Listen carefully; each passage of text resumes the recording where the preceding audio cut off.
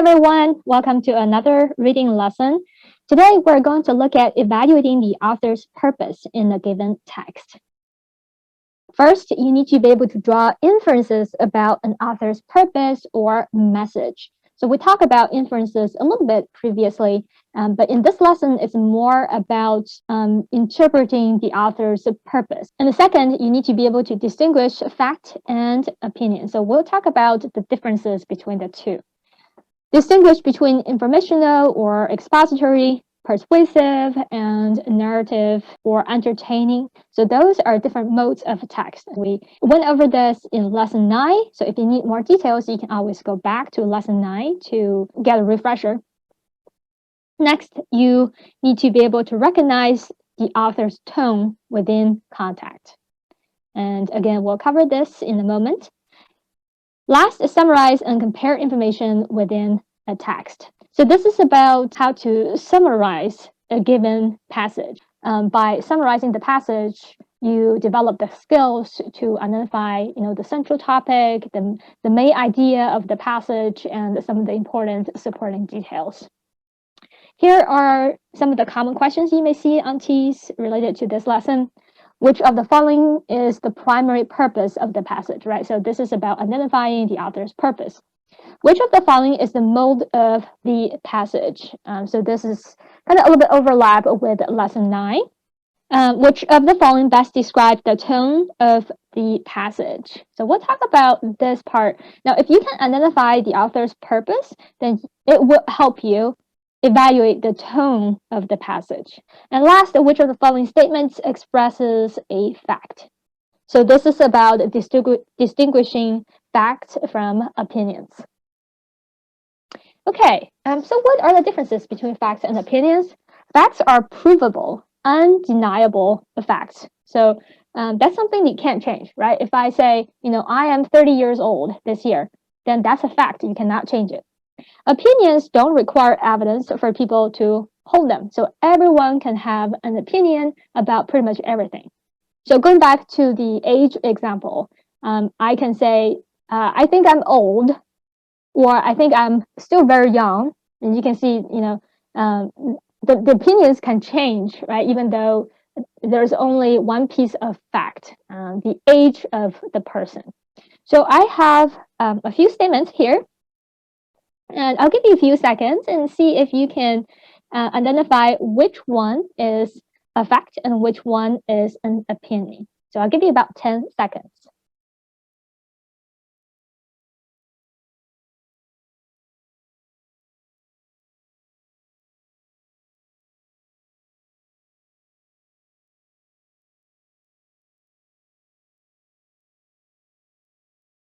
All right, let's look at the answer.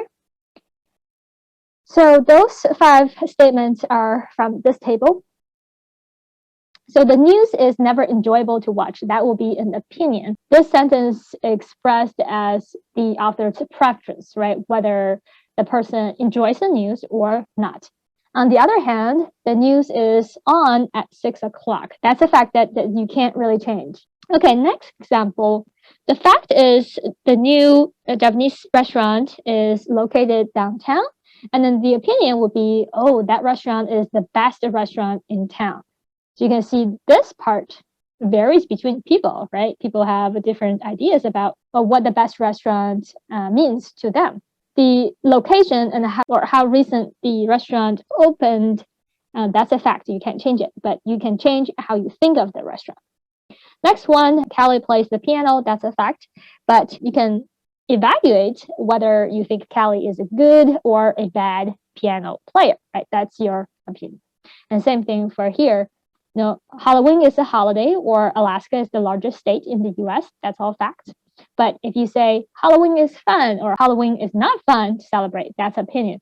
Or, whether you think Alaska is a good place to live or not, that's opinion. Next is about text structures. So we mentioned that there are different modes of a text. You can use lesson 9 to refresh your knowledge. So I'm going to skip the details and then I'm going to move on to the next topic. Recognize the author's tone. Think of the tone in writing as the tone of your voice, right? Your tone would change depending on your mood, right? When you're happy or when you're sad or when you're angry, your tone of voice would change. So it's very similar in terms of writing. The tone is, really kind of dependent on the author's purpose, what the author is trying to do with that piece of writing. So the tone could be informative, right? If the author is trying to give you some fact, some information about a thing or a process. Persuasive, if the author is trying to convince you to believe in something, right? That could be persuasive, or happy, angry, urgent, or relaxed.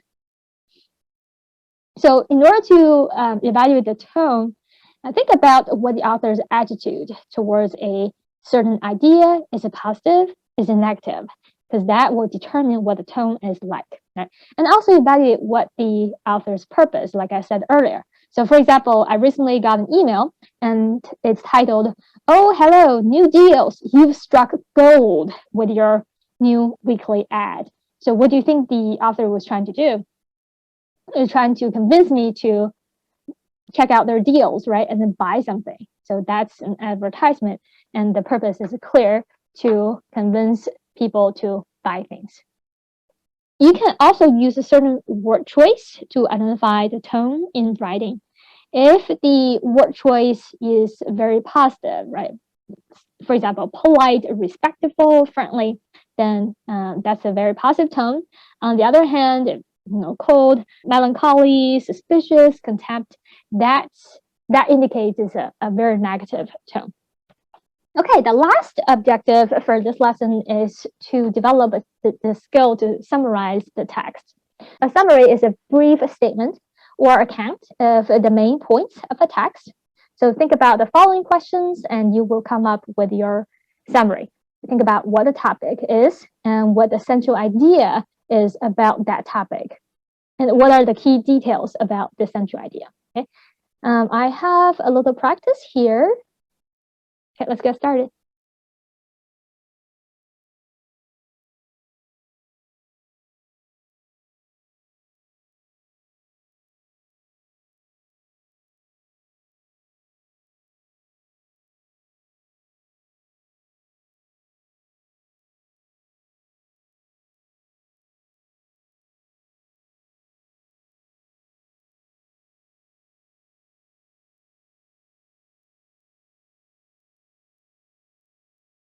All right, so hopefully you have finished the paragraph. I just realized 30 seconds might not be enough because that's probably enough time for you to just finish reading, but not enough time to also think about the summary.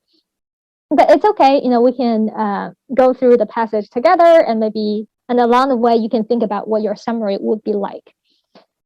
So the passage is about the northern lights, right, which are also called aurora borealis.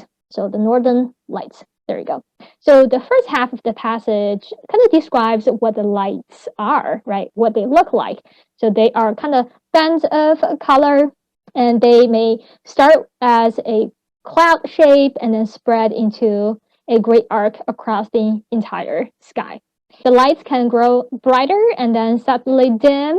And during this time, the sky will kind of glow with all those different colors. So that's what the northern lights look like, right? A very good description.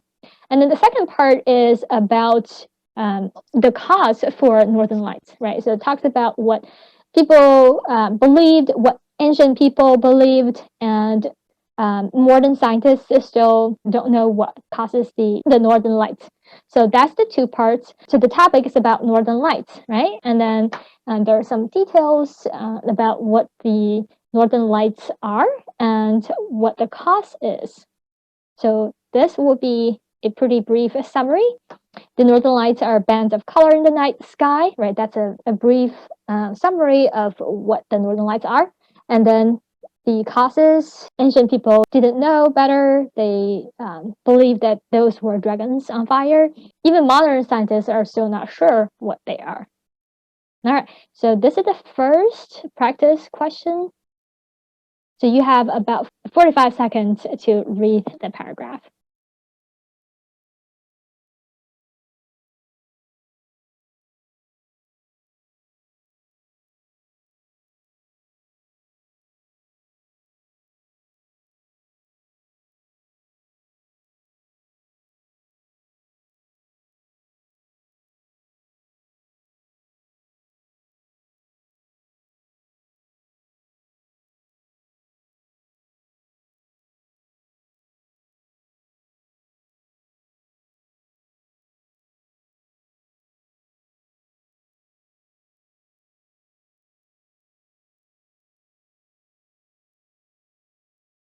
Okay, now move on to the first question.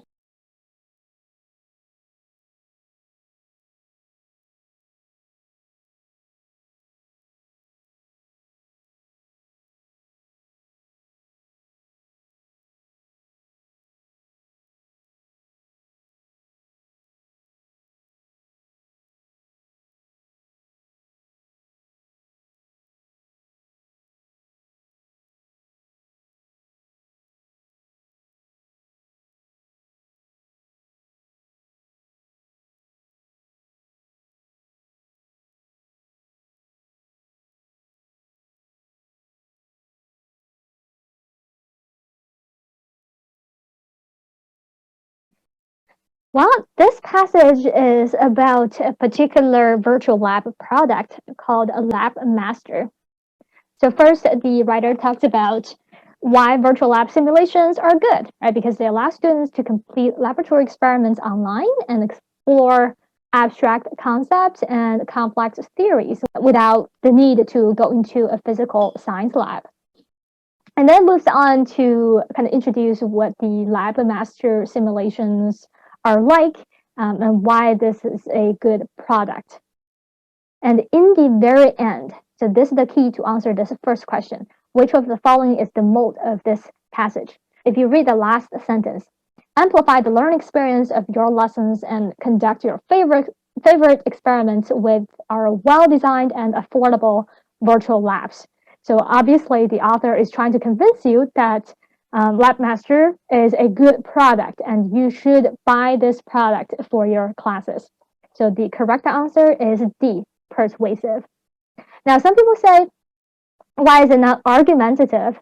And that's because the author is not trying to argue about anything, right? The author is trying to convince you that this is a good product. Now, if I change this to, some people say LabMaster product is a good virtual lab product for students, but I don't think so. And here's why. Reason 1, reason 2, reason 3. That will be argumentative. For what we have here, that's persuasive. The author trying to sell you the product. Question 2.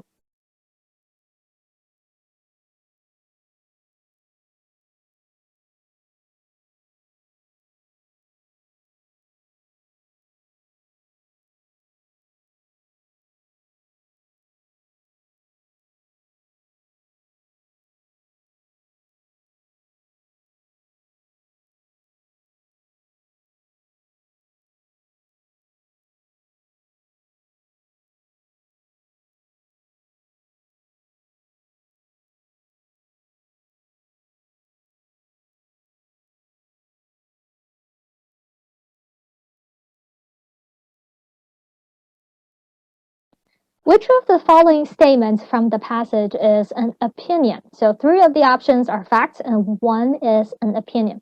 A, virtual lab simulations allow students to explore concepts and complete lab online. That's a fact, right? That is true. Virtual lab simulations do allow students to do all those things. And let's look at C. LabMaster virtual lab simulations cover topics in biology, chemistry, physics, and even more specialized sciences. And that's also a fact, right? When you look at the different lessons, different lab simulations from a LabMaster, you can see some topics cover biology, some cover physics. You can't really change that, right? The company can't really lie about that. So that's also a fact. D, LabMaster Virtual Lab product features over 230 simulations. So there's information on that in the passage right here. We feature over 330 simulations covering a wide range of topics. And that's a fact too, right? Because you can count how many simulations provided by LabMaster, and it's going to be a little bit more than 230. So that's also a fact. B, on the other hand, is an opinion. LabMaster virtual lab simulations can amplify the learning experience of lessons. Now, that part is a statement from the manufacturer, right? They think that their product can really enhance the learning experience of lessons. Other people may have different opinions after they use this product. They may say, this product is not very helpful. It does not amplify my students' learning experience, right? So that statement is an opinion. The author used that opinion to convince people that this is a good product and it's good for learning, so you should buy it. So the correct answer is B. Number 3.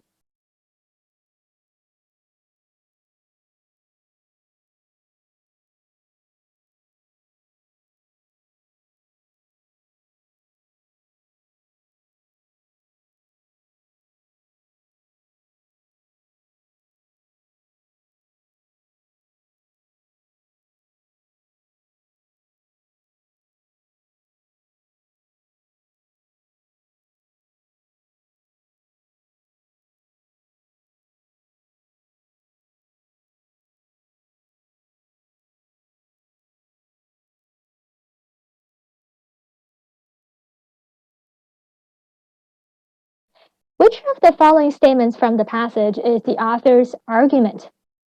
Now, we mentioned earlier that this passage is persuasive, right? When the writer tries to convince you something, normally you can find, the argument at the beginning or in the end. And in this case, this is the author's main argument.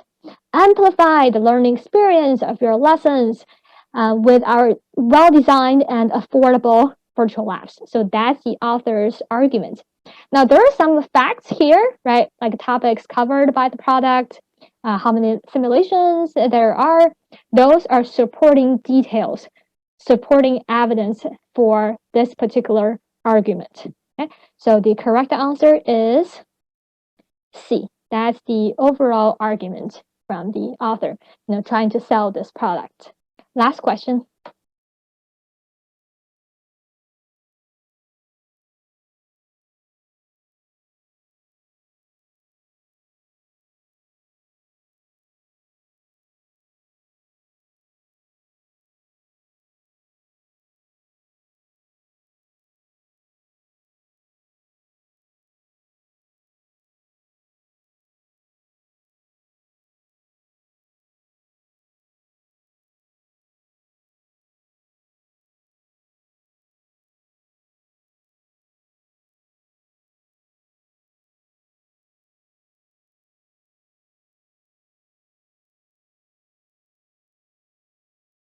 Which of the following is the purpose of this passage? So by now, you probably have figured out the author trying to sell you the product.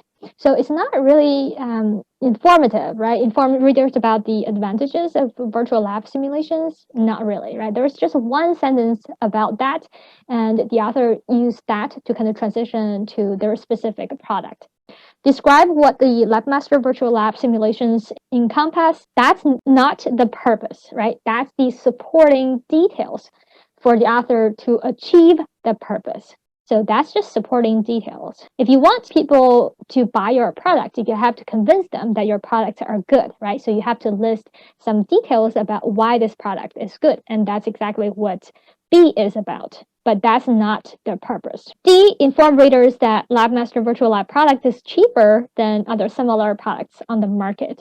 So again, that's the supporting detail, right, for the author to achieve the purpose of convincing people to buy the product. So the correct answer is C. Persuade readers that their product is an excellent choice for those who are looking for digital labs. Okay, all right, second passage.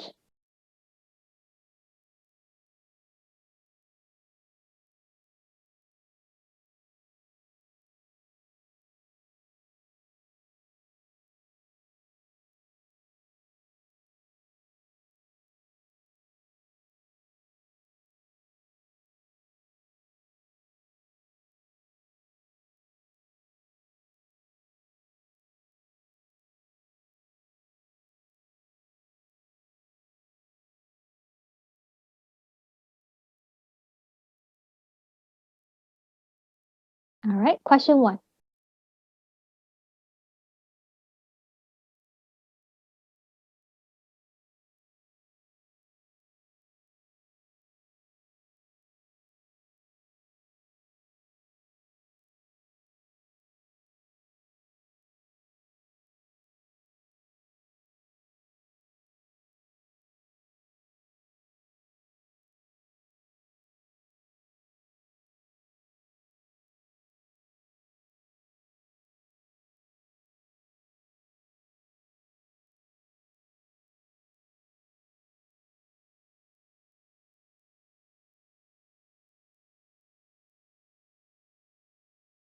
So this passage is about cosmetic products, right? And specifically how these cosmetic products may cause allergies.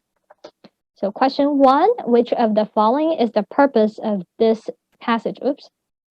So this passage is informative, right? Inform readers that cosmetic products may elicit allergic reactions.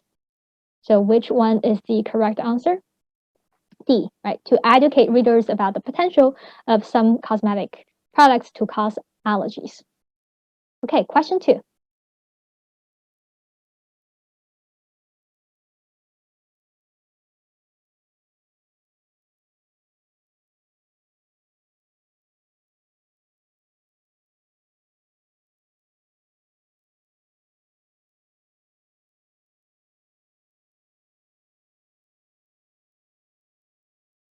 Okay, I didn't give you the full 45 seconds, but it's okay. I think I accidentally said the answer in the previous question. The tone of this passage is informative. It describes the cosmetic products and how they may trigger allergic reactions. It's not urgent, but if I change it to beauty face cosmetic product is causing severe allergic reactions in some women, do not buy this product. If you are currently using this product, please stop immediately. Now, if I change the passage to something like that, then the tone is going to be urgent. Right? All right. Or if I change it to something like, we just developed this exciting cosmetic product which can really slow down the aging process in your skin.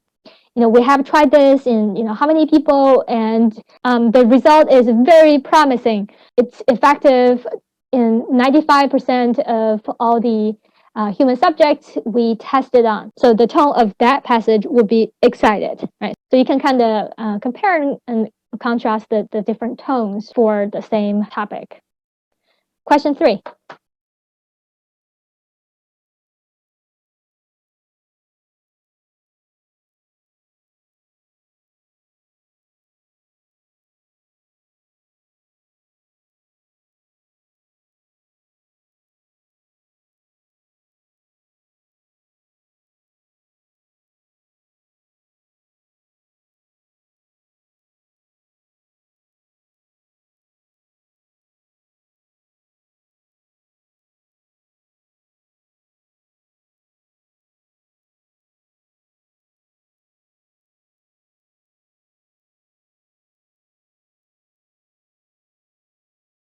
Okay, which of the following best describes the structure of the passage?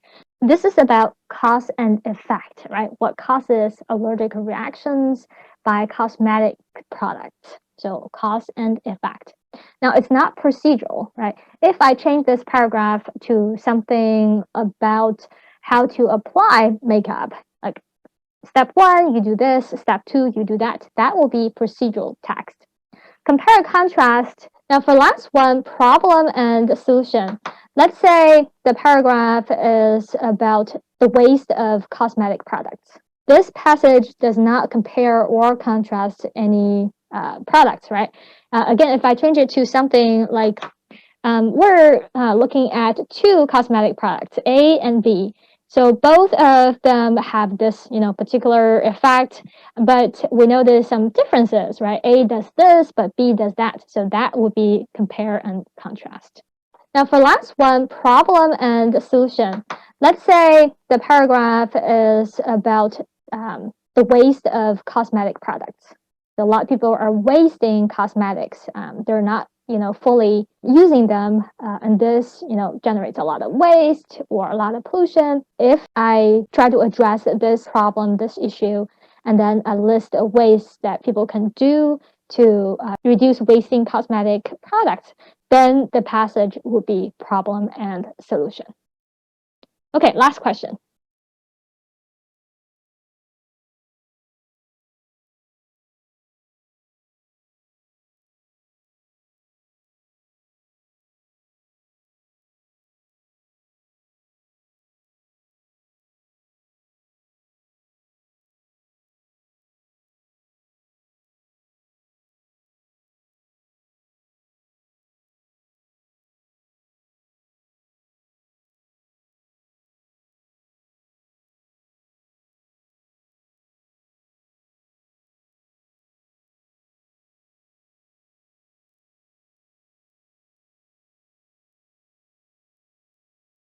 Question 4. Which of the following modified statements would represent an opinion? A. Allergic reactions are a result of the immune system's overreaction to harmless substances. That's a fact, right? There's no emotion, no opinions involved. B. Seasonal and food allergies can occur in some people. That's also true, right? That's also a fact. D. Contact dermatitis may occur in some people after use of cosmetics. Based on the last sentence, you know that allergies to cosmetics most often appear as these symptoms or contact dermatitis. So last statement is also a fact. C. The FDA should pose more stringent regulations on the testing of cosmetic products. So that's an opinion, right? Someone believes that we need more stringent regulations on the testing of of cosmetics, right, to reduce allergies. So C is the correct answer. It's an opinion. All right, that's the end of this lesson. If you like this lesson, please subscribe, like the video, leave me a comment, or share the video with someone else who's preparing for TEAS. All right, good job, guys. I will see you next time.